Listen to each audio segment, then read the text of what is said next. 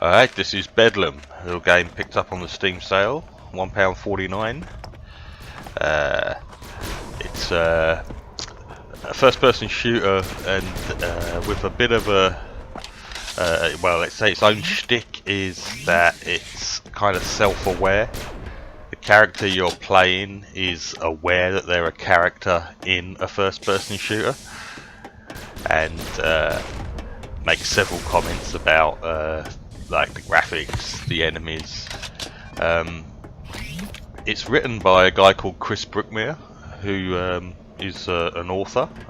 I read a book of his quite a while ago called Not the End of the World, which was pretty funny. It was like a action comedy thriller type book.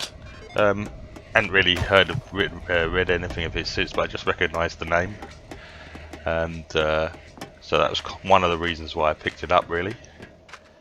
And it seems to be it's trying to sell you on the humour.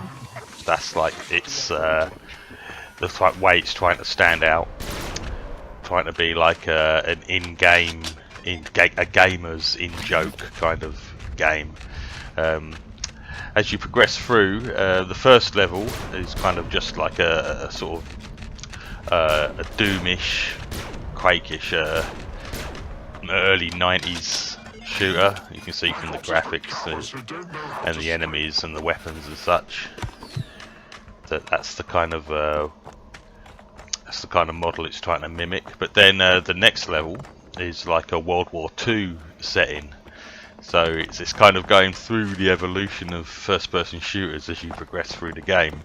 The graphics get slightly better in the World War II setting, and it's obviously there. It's trying to mimic the early World War II shooters like Medal of Honor and the first Call of Duty.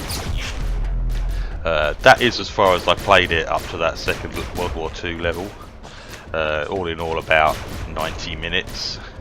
At that point, I felt kind of like I'd seen enough, and I didn't really feel like I needed to play it all the way through. That's as much as I wanted to see of it.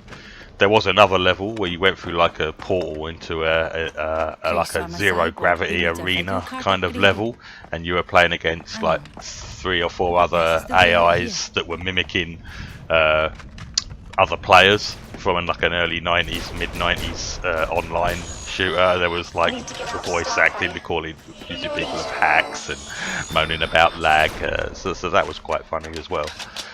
But yeah, I mean, I might go back to it, but I'm just trying to get through these games that I've got on my backlog quickly, just to give them a quick look. If they can be completed quickly, I'll complete them quickly, or otherwise I'm just going through them just to have a good enough look so I kind of know what they're about, so to go back to them if I want to. So that's Bedlam, £1.69p, I think it was.